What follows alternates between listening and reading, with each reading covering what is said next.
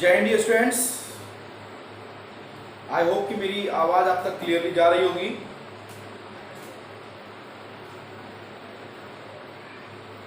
मेरी आवाज आप तक क्लियरली जा रही है डियर स्टूडेंट्स?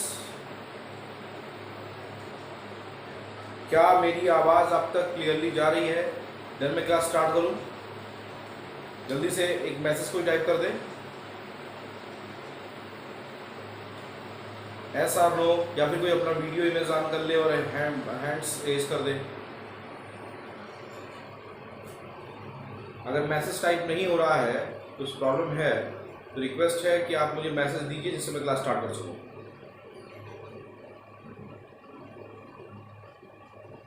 ओके, क्लियरली दिख रहा है, कोई प्रॉब्लम नहीं है। आपकी साउंड मेरे पास तक नहीं आएगी और रिक्वेस्ट है कोई भी यू को स्टार्ट। Okay, thank you. चलिए स्टार्ट करते हैं।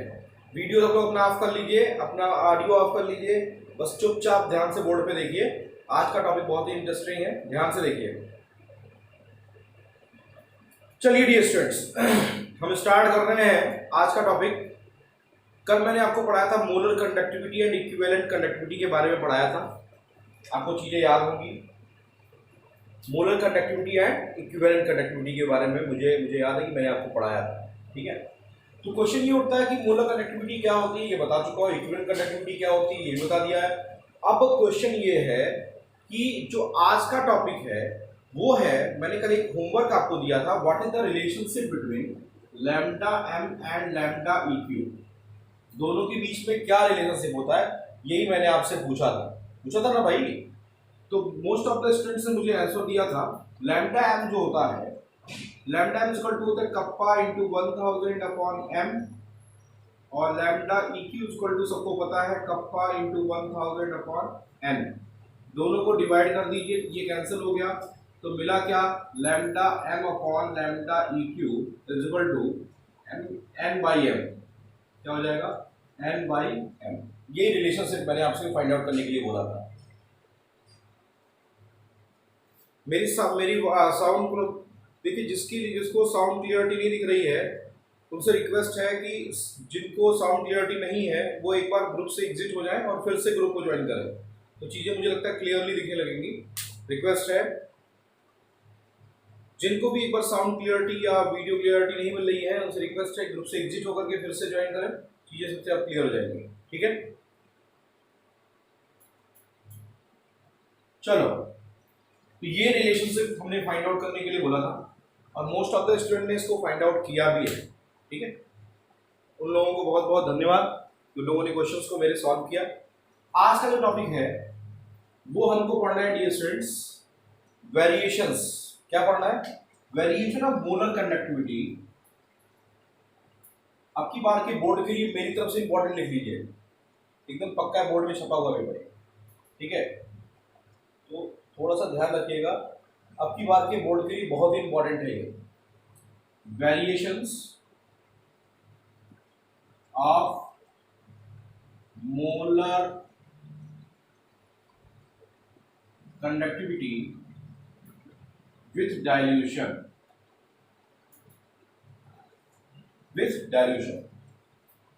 ठीक है, variations of molar conductivity with dilution, यही पढ़ना है। ठीक है, तो डियर स्टूडेंट्स दो चीजें ध्यान देनी है। आपको ये पता है कि मोलर कंडक्टिविटी किसे कहते हैं, मैंने आपको बताया था the conducting power of 1 mole of ions, the conducting power of 1 mole of ions in the given electrolyte solution. एक मोल आयन का जो कंडक्टिंग पावर होता है उसे हम क्या कहते हैं, उसे हम कहते हैं मोलर कंडक्टिविटी। बेसिक डिफिनेशन मैंने आपको कल ही बताई थी, आई होप कि याद होगी आपको। The conducting power of 1 mole of ions in the given electrolyte is known as, क्या कहलाता है, मोलर कंडक्टिविटी कहलाता है। अब क्वेश्चन है कि चलिए ठीक है सर, मोलर कंडक्टिविटी की डिफिनेशन तो आपने क्लियर कर दी, ठीक, अब इसका वेरिएशंस कैसे होता है। तो डियर स्टूडेंट्स यहाँ दो पॉइंट देखेंगे, एक फॉर स्ट्रॉन्ग इलेक्ट्रोलाइट देखेंगे, स्ट्रॉन्ग इलेक्ट्रोलाइट, और एक फॉर वीक इलेक्ट्रोलाइट, वीक। ठीक, तो फॉर स्ट्रॉन्ग इलेक्ट्रोलाइट और वीक इलेक्ट्रोलाइट पहले एक थ्योरेटिकल ऑब्जर्वेशन देखते हैं, फिर इसका एक्सपेरिमेंटल ऑब्जर्वेशन भी देखेंगे, ठीक है। तो फॉर स्ट्रॉन्ग इलेक्ट्रोलाइट जरा ध्यान से देखिएगा डियर, ये सोल्यूशन है 1 लीटर का, इलेक्ट्रोलाइट सोल्यूशन है 1 लीटर का, किसका है 1 लीटर इलेक्ट्रोलाइट सोल्यूशन। इसमें जो आयंस हैं, सपोज दैट क्योंकि आपके सिलेबस में जो इंक्लूडेड है वो KCl के रिस्पेक्ट में है, तो मैं पोटेशियम क्लोराइड लेता हूँ। पोटेशियम क्लोराइड आयंस हैं, वो भी कितने हैं 1 मोल है, कितने हैं 1 मोल, 1 मोल पोटेशियम क्लोराइड आयंस, ठीक है। देखिए पोटेशियम क्लोराइड में अगर आप ध्यान दोगे तो K पे प्लस चार्ज होता है और Cl पे कौन सा चार्ज होता है माइनस चार्ज, सबको पता है। तो जरा बताइए अभी इन दोनों के बीच में, केटायन और एनायंस के बीच में क्या लगता है इंटर आयनिक अट्रैक्शन, नोट कर लीजिएगा पॉइंट को, इंटर आयनिक अट्रैक्शन अभी हाइयर है, तो आयंस फ्री नहीं हो पाते, इंटर आयनिक अट्रैक्शन जो है वो हाइयर है। अच्छा ये बताइए कंडक्टिविटी किस पे डिपेंड करती है, इलेक्ट्रिक करंट कब पास होता है, इलेक्ट्रिक करंट तब पास होता है जब क्या होता है, जब हमारे आयंस मूव करते हैं, movement of ions, movement of electron होता है, तब इलेक्ट्रिक करंट पास होता है, ये सभी लोग जानते हैं, होता है कि नहीं होता है। तो इलेक्ट्रिक करंट पास करने के लिए मूवमेंट ऑफ आयंस चाहिए, मूवमेंट ऑफ इलेक्ट्रॉन्स चाहिए। अब इन केस ऑफ इलेक्ट्रोलाइट यहाँ पे इलेक्ट्रॉन तो मूव करेगा नहीं, यहाँ पे कौन मूव करेगा, यहाँ पे आयंस मूव करेंगे। अब हमारा इलेक्ट्रोलाइट क्योंकि स्ट्रांग है तो उसके आयंस के बीच में इंटर आयनिक अट्रैक्शन बहुत ही स्ट्रांग है, क्या है इंटर आयनिक अट्रैक्शन बहुत ही स्ट्रांग है। इंटर आयनिक अट्रैक्शन स्ट्रांग है तो क्या होगा, आप इसका डाइल्यूशन करने जा रहे हैं, क्या करने जा रहे हो डाइल्यूशन, सॉल्वेंट मिला दिए, सॉल्वेंट मिलाओगे डियर स्टूडेंट्स, मान लिया कि इसको बढ़ा करके 1 लीटर से हमने कितना कर दिया 2 लीटर को, कितना लीटर कर दिया 2 लीटर, 1 लीटर से बढ़ करके ये कितना हो गया 2 लीटर हो गया। अभी भी नंबर ऑफ आयंस कितने हैं, एक ही मोल है 1 मोल ऑफ KCl, लेकिन जरा बताइए जब वॉल्यूम बढ़ाओगे तो अब आयंस के बीच में इंटर आयनिक अट्रैक्शन जो था वो क्या हो जाएगा वीक हो जाएगा, क्योंकि आयंस अब दूसरे से दूर होने लगेंगे, जो उनके बीच में लगने वाला फोर्स ऑफ इंट्रैक्शन था, इंटर आयनिक अट्रैक्शन था, जो कि अट्रैक्ट कर रहा था दूसरे को, पॉजिटिव नेगेटिव को KCl में, K प्लस और Cl माइनस एक दूसरे को अट्रैक्ट किए हुए थे, तो फ्री नहीं हो रहे थे, फ्री नहीं हो रहे थे तो वो मूवमेंट नहीं था। मूवमेंट बढ़ाने के लिए हमने क्या किया डाइल्यूशन बढ़ा दिया, डाइल्यूशन बढ़ाया तो आयंस के बीच में आयंस एक दूसरे से दूर होंगे, उनकी जो क्लोजनेस थी आयंस की वो दूर होगी, दूर होगी तो क्या होगा इंटर आयनिक अट्रैक्शन वीक पड़ेगा, और जब इंटर आयनिक अट्रैक्शन वीक पड़ेगा तो आयंस तेजी से मूवमेंट करेगा, आयंस तेजी से मूव करेगा तो क्या होगा कंडक्टिंग पावर बढ़ जाएगा, कंडक्टिंग पावर बढ़ जाएगा मतलब क्या हो गया, मतलब क्या हो गया, सिंपल सी बात है कि मोलर कंडक्टिविटी बढ़ गई। तो for strong electrolyte on increasing dilution the inter ionic attraction becomes week, inter ionic attraction क्या होता है वीक हो जाता है, जिसकी वजह से नंबर ऑफ आयंस ज़्यादा फ्री होते हैं, और नंबर ऑफ आयंस फ्री होंगे तो उनका मूवमेंट होगा, और मूवमेंट ऑफ आयंस जब होता है तभी करंट पास होगा, तो इलेक्ट्रिकल कंडक्टिविटी क्या हो जाएगी बढ़ जाएगी।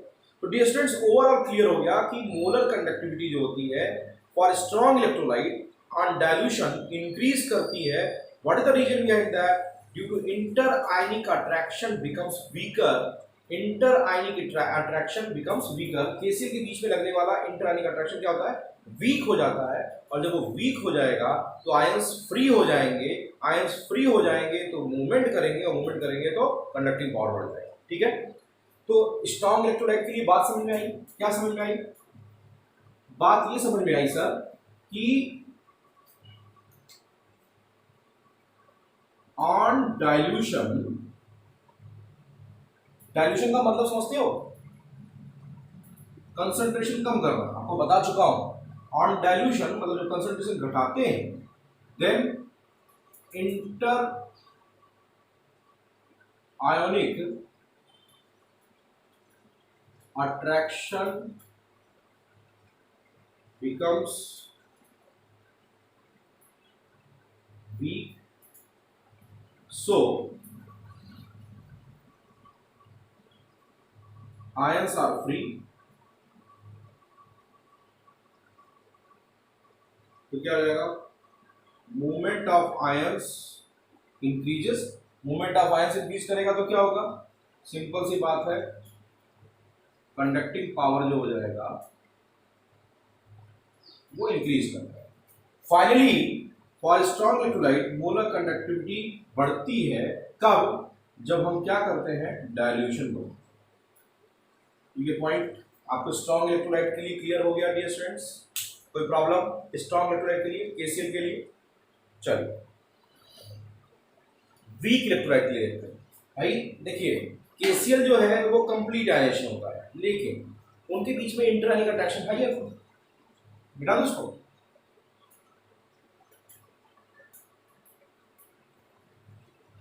जब दूसरा पॉइंट देखते हैं फॉर वीक इलेक्ट्रोलाइट, किसके लिए? For weak electrolyte. मान लेते हैं कि एसिटिक एसिड ले लिया, क्या ले लिया? Acetic acid. आप सभी लोग जानते हो, कल मैंने आपको बताया था कि फॉर वीक इलेक्ट्रोलाइट क्या देखा था आपने? फॉर वीक इलेक्ट्रोलाइट क्या देखा था आपने? वीक इलेक्ट्रोलाइट के बारे में जानते हैं। क्या हो गया? मान लेते हैं ये 1 लीटर सोल्यूशन है, ठीक है, वीक इलेक्ट्रोलाइट है, इसमें नंबर ऑफ मोल्स कितने हैं? 1 मोल है। लेकिन क्या सारे के सारे एसिटिक एसिड के मॉलिक्यूल्स आयनाइज हो गए हैं? मुझे बस इसका आंसर दीजिए। बिल्कुल आयनाइज नहीं होंगे सर, ये वीक इलेक्ट्रोलाइट है। जो वीक इलेक्ट्रोलाइट है तो आयनाइज किस बात के लिए होगा? वो आयनाइज किस बात के लिए होगा ये समझना जरूरी है कि नहीं? वो वीक इलेक्ट्रोलाइट है तो आयनाइज किस लिए होगा? क्यों आयनाइज होगा? आयनाइज तो होगा नहीं। तो फायदा क्या हुआ? जब हम इसका डाइल्यूशन बढ़ाते हैं, ये सुविधा ध्यान दीजिएगा, जब हम इसका क्या बढ़ाते हैं? डाइल्यूशन बढ़ाते हैं, तो डिग्री ऑफ आयनाइजेशन बढ़ता है। क्या बढ़ता है? डिग्री ऑफ आयनाइजेशन बढ़ता है। डिग्री ऑफ आयनाइजेशन बढ़ेगा तो नंबर ऑफ आयंस बढ़ेंगे, नंबर ऑफ आयंस बढ़ेंगे तो मूवमेंट ऑफ आयंस बढ़ेगा,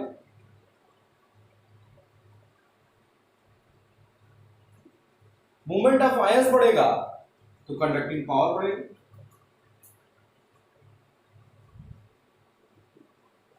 और कंडक्टिंग पावर बढ़ेगा तो मोलर कंडक्टिविटी क्या हो जाएगी?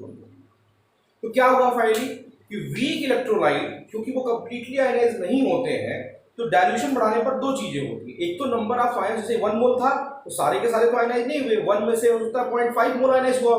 जब आप उसका डाइल्यूशन बढ़ाओगे, मतलब उसमें सॉल्वेंट डालोगे, तो उसका डिग्री ऑफ आयनाइजेशन बढ़ जाएगा। डिग्री ऑफ आयनाइजेशन बढ़ जाएगा तो नंबर ऑफ आयंस ज्यादा फ्री हो जाएंगे। नंबर ऑफ आयंस ज्यादा फ्री हो जाएंगे तो क्या हो जाएगा? मूवमेंट ऑफ आयंस बढ़ जाएगा। मूवमेंट ऑफ आयंस बढ़ जाएगा तो कंडक्टिंग पावर बढ़ जाएगा, और कंडक्टिंग पावर बढ़ जाएगा तो मोलर कंडक्टिविटी अपने आप बढ़ जाएगी। मतलब वीक इलेक्ट्रोलाइट के लिए मोलर कंडक्टिविटी जो होती है वो अपने आप इंक्रीज कर जाती है डाइल्यूशन पर, क्योंकि वहां पे एक साथ 2 काम होता है। एक तो डाइल्यूशन बढ़ाने पर आयंस जो थे वो दूर दूर तो हुए ही, साथ साथ जो मॉलिक्यूल आयनाइज नहीं हुआ था वो भी आयनाइज हो गया। यहाँ 2 काम होता है, एक तो आयंस के बीच में इंटरआयनिक अट्रैक्शन तो कम हो ही रहा है, साथ ही साथ जो एसिटिक एसिड आयनाइज नहीं हुआ था वो भी आयनाइज हो जाता है डाइल्यूशन बढ़ाने पर।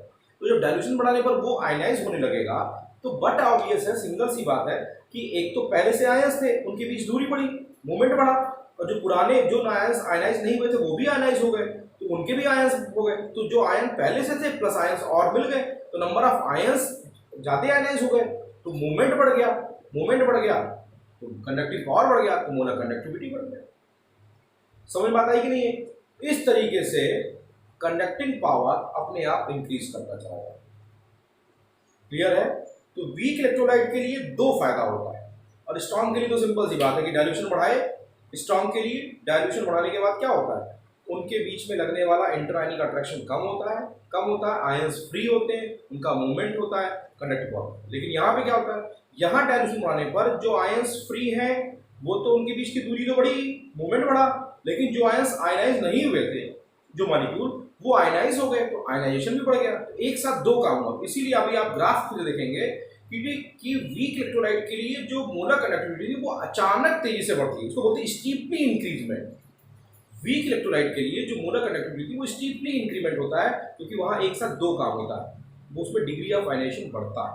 ठीक है, ये तो थ्योरेटिकल ऑब्जर्वेशन हो गया। जो एक चीज क्लियर हो गई कि मोलर कंडक्टिविटी दोनों ही केस में डाइल्यूशन बढ़ाने पर बढ़ती है।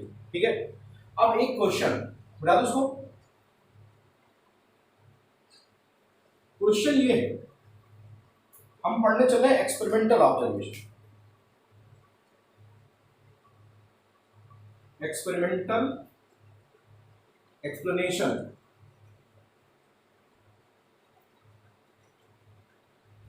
For variation of molar conductivity with concentration.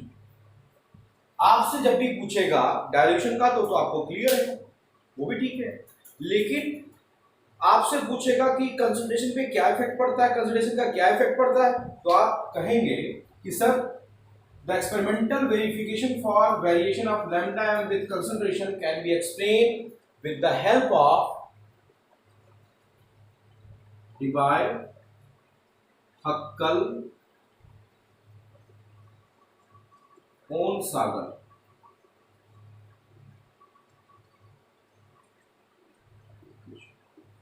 Note कर लीजिएगा, लिख लीजिए हेडिंग पॉइंट कि डिवाई-हक्कल-ओहन-सागर इक्वेशन। नोट करिए, डिवाई-हक्कल-ओहन-सागर इक्वेशन, डिवाई-हक्कल-ओहन-सागर इक्वेशन क्या है? Debye Huckel Onsager equation. ये डिवाई-हक्कल-ओहन-सागर इक्वेशन जब आपसे बोर्ड में पूछेगा कि write down the variation of molar conductivity with concentration और with dilution, then you can explain it with the help of Debye-Huckel-Ohnsagar equation। क्या करेंगे? Debye-Huckel-Ohnsagar equation को साथ तैयार करेंगे। कहेंगे सर ये होता क्या है? आपके दिमाग में क्वेश्चन आ रहा होगा ना सर ये क्या है? तो पहली बात तो ये दिमाग बैठा दीजिए, जैसे ही क्वेश्चन पूछा कि variation of molar conductivity with concentration explain करना भैया, आप कहोगे सर कोई दिक्कत नहीं, हम कर लेंगे, आप मुझे बस इतना बताओ कि हमें कैसे करना है। ठीक है, तो कोई प्रॉब्लम नहीं है, आइए देखते हैं। इसके लिए डिवाई-हक्कल-ओहन-सागर इक्वेशन क्या है? Lambda m is equal to lambda m infinitive minus a root c। यानी ये क्या है? ये डिवाई-हक्कल-ओहन-सागर इक्वेशन है। इसको बोलते हैं मोलर, देखिए lambda m c molar conductivity eight concentration c। ठीक है, ये लैम्डा एम इनफाइनाइट, इसको बोलते हैं dear students molar conductivity at infinite dilution. जब हमारा dilution concentration approaches to zero होता है, जब कंसंट्रेशन लगभग जीरो हो जाता है, उस समय जो मोलर कंडक्टिविटी होता है वो molar conductivity at infinite dilution. इसको molar conductivity at infinite dilution या फिर इसी को बोलते हैं, डियर स्टूडेंट नोट करिएगा, लिमिटिंग मोलर कंडक्टिविटी बोलते हैं। क्या बोलते हैं? लिमिटिंग मोलर कंडक्टिविटी है। अंडर रूट सी जो है that is the concentration of electrolyte, concentration of electrolyte. अब कंसंट्रेशन ऑफ इलेक्ट्रोलाइट कैसे समझेंगे ये थोड़ा सा देख लेते हैं।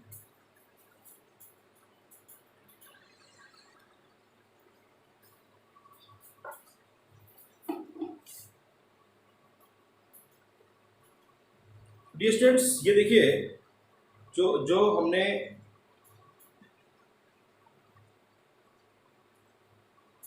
ये क्लास है अंडर रूट सी की बात इसी का है।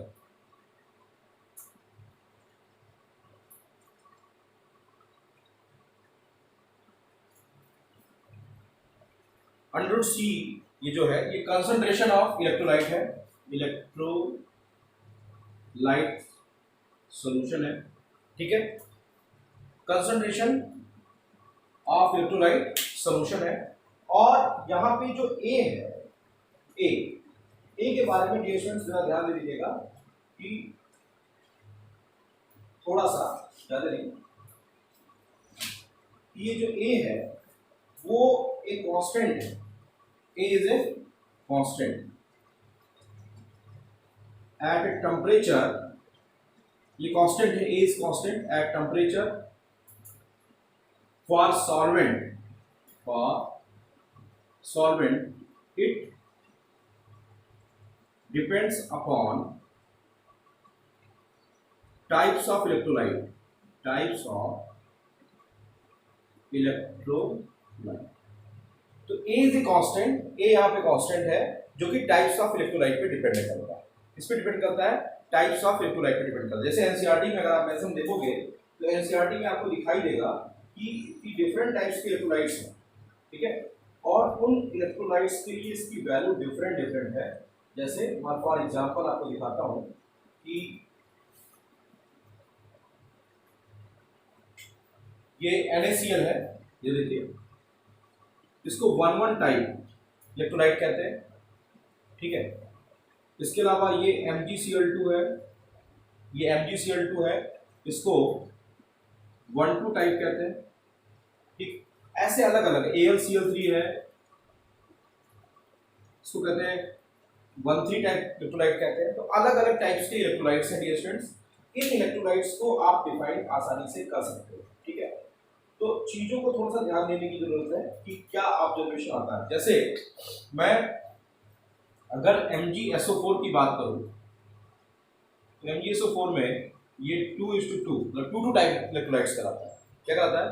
2:2 टाइप इलेक्ट्रोलाइट्स कहलाता है, ठीक। तो ये इक्वेशन थोड़ा ध्यान रखिएगा।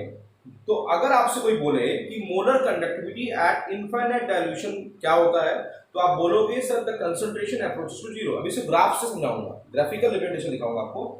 लेकिन ये जानिए कि अगर आपसे कोई experimental explanation for variation of lambda with concentration पूछता है तो आप इसको ध्यान रखिएगा, ठीक है। दूसरी बात, अगर आपसे कोई पूछता है डिवाई-हक्कल-ओहन-सागर इक्वेशन क्या है, तो Debye Huckel Onsager equation is the equation which explain या which gives an idea about the variation of molar conductivity with concentration, ठीक है। तो थोड़ा सा इस बात का ध्यान रखिएगा। कैसे देता है आइए देखते हैं, डालो इसको। ये क्वेश्चन थोड़ा सा ध्यान रखिएगा क्योंकि अभी आगे इसका काम होने वाला है। ये देखिए, lambda m is equal to lambda m infinite minus a√c। ये था, इसको थोड़ा सा मॉडिफाई करने जा रहा हूं। Lambda m is equal to minus a√c plus lambda m infinite. दिखाई दे रहा है? ये इक्वेशन देखिए, y is equal to mx plus c का ग्राफ का है या नहीं है। तो स्ट्रेट लाइन इक्वेशन मिलेगा कि नहीं मिलेगा? मिलेगा ना भाई। क्या देखो, y is equal to mx plus c है, y एक्सिस पे लैम्डा m लेंगे, ठीक है, x एक्सिस पे √c लेंगे। इसका जो स्लोप मिलेगा, स्लोप वो किसके बराबर मिलेगा? माइनस a के बराबर मिलेगा। और जो इसका इंटरसेप्ट मिलेगा वो क्या मिलेगा? Intercept lambda m infinite. तो ध्यान रखिएगा कि डिवाई-हक्कल-ओहन-सागर हेल्प की हेल्प से हम एक ग्राफ रिप्रेजेंट करने चल रहे हैं और उस ग्राफ से ये इक्वेशन ध्यान रखिएगा कि lambda m equal to lambda m infinite minus a√c था। इसी को हमने उठा करके इधर कर दिया, इसको उधर कर दिया। ये हमको मैथमेटिक्स में आप पढ़े होंगे स्ट्रेट लाइन इक्वेशन, इसको straight line equation y equal to mx plus c पढ़े होंगे। तो यहाँ पे y एक्सिस पे लैम्डा m लेंगे, x एक्सिस पे √c लेंगे, इधर ये माइनस a जो हो जाएगा, ये स्लोप मिलेगा, और लैम्डा m इनफाइनाइट जो है वो हमको इंटरसेप्ट पॉइंट पे मिलेगा। कैसे मिलेगा आइए ग्राफ से रिप्रेजेंट करते हैं। देखिए, फॉर स्ट्रॉन्ग इलेक्ट्रोलाइट अलग अलग ग्राफ बनाऊंगा, फिर दोनों को मिक्स कर दूंगा। फॉर स्ट्रॉन्ग इलेक्ट्रोलाइट, यहां देखिए डियर स्टूडेंट्स, ये स्ट्रॉन्ग इलेक्ट्रोलाइट के लिए ग्राफ है। ये है लैम्डा m इधर की तरफ y एक्सिस पे, और x एक्सिस पे क्या हो जाएगा? √c concentration. स्ट्रॉन्ग इलेक्ट्रोलाइट के लिए जब ग्राफ प्लॉट करते हैं डियर स्टूडेंट्स, तो जैसे जैसे डाइल्यूशन बढ़ाते हैं वैसे वैसे मैंने आपको बताया कि डाइल्यूशन बढ़ाने पर, डाइल्यूशन बढ़ाने का मतलब क्या होता है, जल्दी से बता दो। डाइल्यूशन बढ़ाने का मतलब कंसंट्रेशन घटाना, यही तो मतलब हुआ। डाइल्यूशन बढ़ेगा तो कंसंट्रेशन घट जाए। तो जरा ध्यान दीजिएगा, जैसे जैसे डाइल्यूशन बढ़ाते हैं, ये देखिए मतलब इसके जस्ट रिवर्स आएंगे। जैसे जैसे डाइल्यूशन बढ़ाते हैं क्या होता है? हमको एक स्ट्रेट लाइन मिलती है। क्या मिलती है? स्ट्रेट लाइन मिलती है। ये इसकी ग्राफ ही शो कर रहा है। यहाँ देखिए कंसंट्रेशन ज्यादा था तो मोलर कंडक्टिविटी कम थी। जैसे जैसे कंसंट्रेशन कम होता जा रहा है वैसे वैसे मोलर कंडक्टिविटी क्या होती है? बढ़ती है। बढ़ रही है नहीं बढ़ रही है? एकदम ये ग्राफ क्लियर है। तो आपको सबको क्या दिखा रहा है कि लैम्डा m/c के लिए जो ग्राफ प्लॉट कर रहे हैं स्ट्रॉन्ग इलेक्ट्रोलाइट के लिए, तो ग्राफ पहले अभी आपने वो आगे पढ़ा था कि जब डाइल्यूशन बढ़ाते हैं तो आयंस के बीच में इंटरआयनिक अट्रैक्शन कम होता जाता है और मोलर कंडक्टिविटी बढ़ती जाती है। वही चीज ये शो कर रहा है कि जैसे जैसे डाइल्यूशन बढ़ाएंगे, डाइल्यूशन डाइल्यूशन मतलब सॉल्वेंट मिलाएंगे, ये देखिए मोलर कंडक्टिविटी बढ़ती जाती है। लेकिन अगर इसको उल्टा आइए, जैसे जैसे कंसंट्रेशन बढ़ रहा है, ये देखिए मोलर कंडक्टिविटी की वैल्यू क्या हो रही है, डिक्रीज हो डिक्रीज हो रही है कि नहीं हो रही है, साफ साफ दिखाई दे रहा है कि जैसे जैसे कंसंट्रेशन बढ़ रहा है वैसे वैसे मोलर कंडक्टिविटी की वैल्यू डिक्रीज हो रही है। ठीक है, अब इस ग्राफ को अगर हम एक्स्ट्रा प्लॉट करें, क्या करें, एक्स्ट्रा प्लॉट कर सकते हैं ना भाई, एक्स्ट्रा प्लॉट करें तो ये वाई एक्सिस पे एक जगह इंटरसेप्ट करेगा और जिस पॉइंट पे ये इंटरसेप्ट करेगा वाई एक्सिस पे, वो पॉइंट डियर स्टूडेंट्स कहलाएगा लैम्डा एम इनफाइनाइट। क्या कहलाएगा, lambda M infinite, that is known as limiting molar conductivity. ये डेफिनेशन बोर्ड में बहुत पूछी जाती है, डिफाइन लिमिटिंग मोलर कंडक्टिविटी। ठीक है, तो लिमिटिंग मोलर कंडक्टिविटी को कैसे डिफाइन करोगे, when we plot a graph between lambda M and under root c with respect to strong electrolyte, याद रखिएगा with respect to strong electrolyte, and extra plot the graph towards y axis. Plot को हम Y axis की तरफ जब extra plot करते हैं तो वाई एक्सिस पे जिस पॉइंट पे वो कट कर रहा है, जरा यहां देखिए कंसंट्रेशन कितना है डियर स्टूडेंट्स, 0 है, मतलब ये वो पॉइंट है कि कंसंट्रेशन अप्रोचेस टू 0। तो lambda M infinite that is molar conductivity at infinite dilution is the molar conductivity at which concentration of the solution approaches to 0। जिस पर कंसंट्रेशन ऑफ सॉल्यूशन क्या हो जाता है, 0 हो जाता है, उसे क्या बोलते हैं, लैम्डा एम इनफाइनाइट कहते हैं। तो स्ट्रॉन्ग इलेक्ट्रोलाइट के लिए आपसे क्वेश्चन बोर्ड में पूछेगा, find out the molar conductivity at infinite dilution for strong electrolyte. आप कैसे ऑब्जर्व करते हैं, तो सीधे बोलोगे सर ग्राफ से हम पता कर सकते हैं। आप मुझे पॉइंट दीजिए, मैं ग्राफ बना के दिखा दूंगा और ग्राफ से हम निकाल लेंगे। ये क्या है, इंटरसेप्ट पॉइंट है, इसका स्लोप क्या होगा, इसका जो स्लोप होगा वो -a के बराबर होगा। स्लोप दिख रहा है, स्लोप -a के बराबर। तो डियर स्टूडेंट्स एक चीज आपको क्लियर हो जानी चाहिए कि इस ग्राफ की हेल्प से स्ट्रॉन्ग इलेक्ट्रोलाइट के लिए केसीएल के लिए ग्राफ मैंने प्लॉट किया है, क्योंकि स्ट्रॉन्ग इलेक्ट्रोलाइट है कि ये साफ साफ रिप्रेजेंट कर रहा है कि जैसे जैसे कंसंट्रेशन बढ़ रहा है मोलर कंडक्टिविटी की वैल्यू डिक्रीज हो रही है। एक पॉइंट ये। दूसरा पॉइंट, जब हम इस मोलर कंडक्टिविटी के ग्राफ को एक्स्ट्रा प्लॉट करते हैं वाई एक्सिस पे, तो वाई एक्सिस पे जिस पॉइंट पे कट करता है उस पर कंसंट्रेशन क्या होता है, 0 होता है, और जिस पॉइंट पर कंसंट्रेशन 0 हो जाता है वो कहलाता है lambda M infinite, that is limiting molar conductivity at the point where at molar conductivity at which the concentration approaches to 0। जिस पर concentration क्या होता है, लगभग 0 हो जाता है, उसको बोलते हैं लिमिटिंग मोलर कंडक्टिविटी। ये किसके लिए है, स्ट्रॉन्ग इलेक्ट्रोलाइट के लिए। तो अगर आपसे पूछता है वेरिएशन विद कंसंट्रेशन बता के दिखाओ, यही ग्राफ बना देना डिस्टेंस। बिना ग्राफ बनाए आंसर देखे आओगे तो नंबर नहीं मिलने वाले, ये ध्यान रखिएगा। नंबर अगर चाहिए तो ग्राफ चाहिए, बना लोगे। चलिए दूसरा पॉइंट, वीक इलेक्ट्रोलाइट देखते हैं। किसके लिए, फॉर वीक इलेक्ट्रोलाइट के लिए।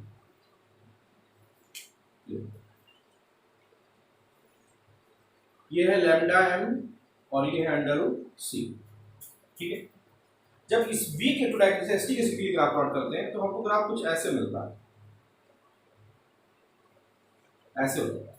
लेकिन ये क्या बना दिए सर, ये बनाया नहीं हूं, ऐसे मिलता है। कहेंगे क्यों सर, भैया अभी थोड़ी देर पहले आपको एक्सप्लेन किया मैंने, क्या बोला कि जो वीक इलेक्ट्रोलाइट्स होते हैं जब उसका हम डाइल्यूशन बढ़ाते हैं, क्या बढ़ाते हैं, डाइल्यूशन बढ़ाते हैं, तो क्या होता है, डिग्री ऑफ आयनाइजेशन बढ़ता है। तो एक समय आता है कि वो डिग्री ऑफ आयनाइजेशन एकदम फास्ट हो जाता है और उस पॉइंट पर नंबर ऑफ आयंस बढ़ जाते हैं। तो अचानक, इसको बोलते हैं स्टीपली, ये वर्ड याद रखिएगा, स्टीपली। स्टीपली मतलब तेजी से, शीघ्रता से। क्या होता है कि ग्राफ सीधे ऊपर जाता है और वाई एक्सिस के पैरेलल हो जाता है, it becomes parallel to y axis. Y axis के क्या हो गया, पैरेलल। ये किसके लिए है, for weak electrolyte that is CH3 COOH, यहां पे वीक इलेक्ट्रोलाइट।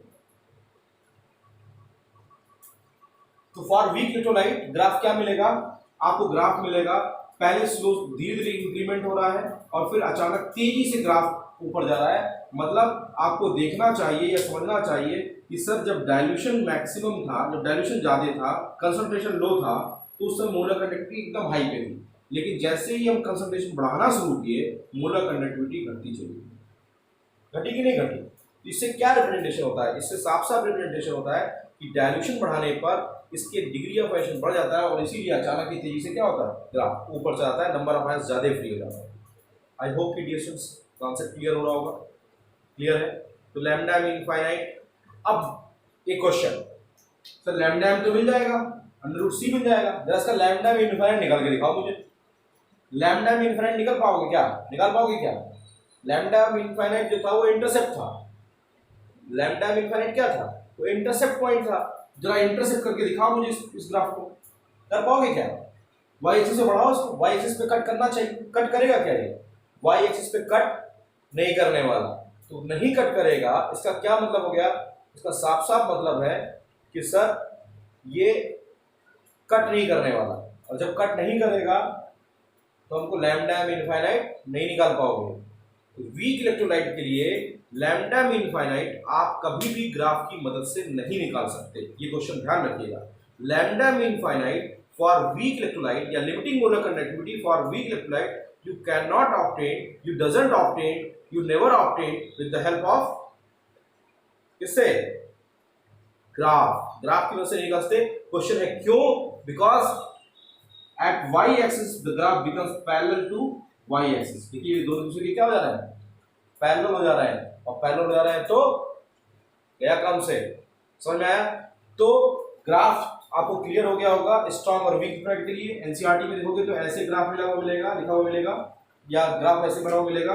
ये देखिए लैम्डा एन अंडर रूट सी, ये आपको केसीएल के लिए ग्राफ मिल जाएगा ऐसे, और एस टी के लिए ऐसे मिला हुआ, ऐसे बना हुआ ग्राफ मिलेगा। ये किसके लिए? केसीएल के लिए, और ये एस टी के लिए, C S T O H के लिए। इससे तो हम लैम्डा मीन इनफाइनाइट निकाल लेंगे, इस ग्राफ को एक्स्ट्रा प्लॉट करते हैं। स्ट्रॉन्ग इलेक्ट्रोलाइट के लिए lambda mean infinite with the help of graph you can obtain, but for weak electrolyte you doesn't obtain क्या? Lambda M infinite. आप लैम्डा मीन इनफाइनाइट नहीं निकाल सकते चाहे कुछ भी करो। सो जाए तो क्वेश्चन आता है आपके दिमाग में बनने आना चाहिए, सर वीक इलेक्ट्रोलाइट की लैम्डा मीन इनफाइनाइट कैसे निकालेंगे? क्वेश्चन आपके दिमाग में आना चाहिए कि सर वीक इलेक्ट्रोलाइट के लिए लैम्डा मीन इनफाइनाइट निकालेंगे कैसे? उसके लिए डियर स्टूडेंट्स आपके सिलेबस में एक लॉ दिया गया है जिसको बोलते हैं कॉरलॉस लॉ। क्या बोलते हैं? Kohlrausch's law. तो lambda mean infinite for weak electrolyte you can obtain with the help of Kohlrausch's law. Kohlrausch's law की जरूरत क्यों पड़ी? To find out the limiting molar conductivity. Limiting molar conductivity क्या होती है? The conductivity, the molar conductivity at which the concentration approaches to zero. वो conductivity जब concentration क्या होता है? अप्रॉक्स जीरो हो जाता है। ये देखिए इस पॉइंट पे कंसंट्रेशन कितना है? जीरो है। तो वो पॉइंट जिस पर की मोलर कंडक्टिविटी का वो पॉइंट जिस पर की कंसंट्रेशन क्या होता है? Approaches to zero is known as limiting molar conductivity. That is known also known as molar conductivity at infinite dilution. And for strong electrolyte, it can be obtained with the help of graph. But for weak electrolyte, it doesn't obtain with the help of graph because the graph becomes parallel to y-axis. That's why for weak electrolyte, molar conductivity at infinite dilution or limiting molar conductivity can be obtained with the help of Coriolis law. किसकी मदद से मिलता है? Coriolis law की मदद से मिल सकता है। I hope कि dear students आपको वेरिएशंस क्लियर हो गए होंगे। वेरिएशंस क्लियर है? किसी को प्रॉब्लम? वेरिएशंस क्लियर है डियर स्टूडेंट्स? शिवानी क्या प्रॉब्लम है भाई? शिवानी देखिए आप या तो लेट जुड़े या तो पहले जुड़े। अब ये तो देखना पड़ेगा कि क्या प्रॉब्लम आ रही है आपको। देखिए मैं एक बार देख लेता हूँ, फिर भी शिवानी को प्रॉब्लम है, देख लेते हैं एक बार। देखिए प्रॉब्लम ठीक है, कोई दिक्कत नहीं है। किसी बच्चे ने नो बोला ना तो एक बार समझा देता हूँ। मैंने स्टार्टिंग से, जब आप इसका मतलब आप स्टार्टिंग से नहीं जुड़े, तो स्टार्टिंग जुड़े होते तो आपको क्लियर होता कि स्ट्रॉन्ग इलेक्ट्रोलाइट के लिए डिबाई-हक्कल-ओहन-सागर इक्वेशन, और कौन सा? डिबाई-हक्कल-ओहन-सागर इक्वेशन की हेल्प से जब हम ग्राफ प्लॉट करते हैं तो मैंने आपको बताया कि जो इंटर आयनिक अट्रैक्शन है वो वीक हो जाता है, और जब वीक हो जाएगा तो आयंस फ्री हो जाएंगे, फ्री होंगे तो मूवमेंट बढ़ जाएगा। यही तो हुआ कि जब कंसंट्रेशन घटा, डायल्यूशन बढ़ा, तो कंसंट्रेशन घट रहा है, मोलर कनेक्टिविटी बढ़ रही है, यही मैंने बताया। तो डियर स्टूडेंट, जिसको भी एक बार नहीं समझ में आया है उनसे रिक्वेस्ट है कि वो मेरे वीडियो लेक्चर को स्टार्टिंग पॉइंट से स्टार्टिंग, कोई प्रॉब्लम नहीं है, आप परेशान मत होइए। वीडियो इसलिए तो देखिए, मैं आपके लिए यही तो मेहनत करता हूँ। बच्चे परेशान रहते हैं कि सर सिलेबस सिलेबस सिलेबस के लिए ना परेशान है, सिलेबस खत्म करने का मेरा टाइप है, मैं टाइप करूँगा, मैं खत्म करूँगा, सिलेबस के लिए परेशान ना हो। मुझे भगाना नहीं है, अगर मुझे भगाना होता सिलेबस तो मैं तो ये टॉपिक आपको पहले वीडियो बना कर दे चुका हूँ, मैं क्यों पढ़ाता इसको, मुझे पढ़ाने की क्या जरूरत, मैं भी टॉपिक कैरी ऑन करता, आगे क्यों मैं पढ़ाता। ये आप जानते हो अच्छे से कि मेरी आदत है कि मैं जब तक टॉपिक समझा नहीं लूँगा मैं आगे नहीं बढ़ूँगा, ये मेरी बहुत खराब आदत है। इसकी वजह से जो अच्छे पढ़ने वाले बच्चे हैं वो मुझसे परेशान रहते हैं कि सर आप फालतू का दोबारा रिपीट कर रहे हैं। कई बच्चों ने मुझे फ़ोन करके बोला भी, सर आप चीज़ों को क्यों रिपीट कर रहे हो, आप बता चुके हो, हम लोग पढ़ चुके हैं, हमें आगे बढ़िए सर। लेकिन सही बात यह है कि मैं उन बच्चों के लिए ज़्यादा परेशान रहता हूँ जो बच्चे बहुत ज़्यादा चीज़ों को नहीं समझ पाए।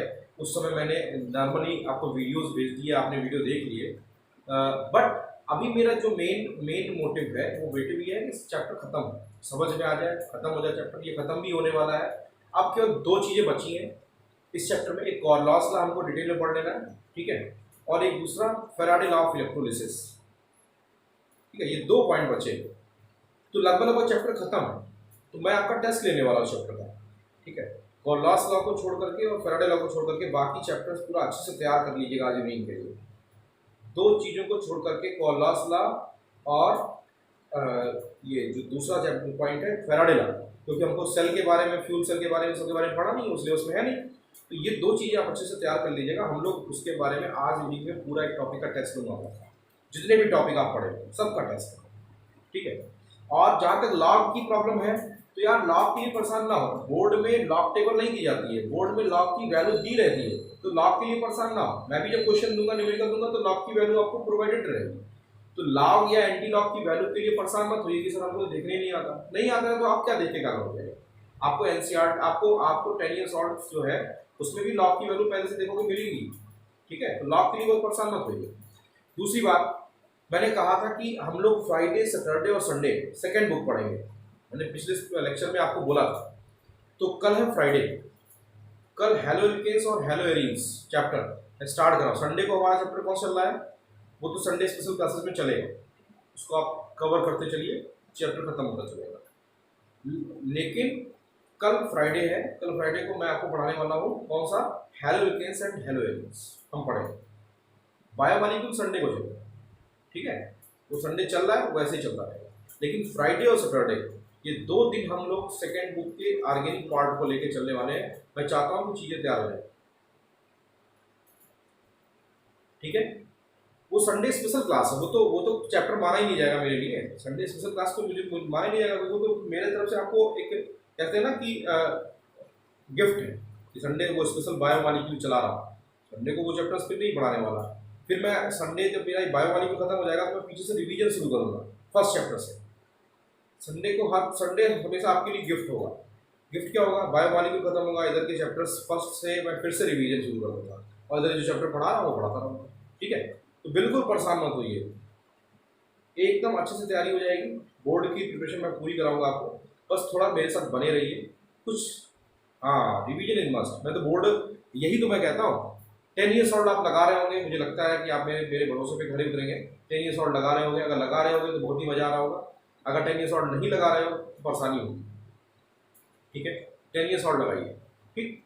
तो कल हम लोग सेकंड चैप्टर के साथ, सेकंड बुक के फर्स्ट चैप्टर के साथ मिलेंगे। और आज शाम को इवनिंग में मुझे दो चीज़ें चाहिए, और वो दो चीज़ें क्या क्या है, आपका पूरा चैप्टर तैयार होना चाहिए इलेक्ट्रोकेमिस्ट्री, सिर्फ 2 पॉइंट को छोड़ करके। कौन कौन सा, एक पहला पॉइंट कौन सा, तो लॉस लॉ को छोड़ करके, और दूसरा point product of electrolysis and Faraday law, ये छोड़ करके बाकी चैप्टर तैयार कर रखिएगा।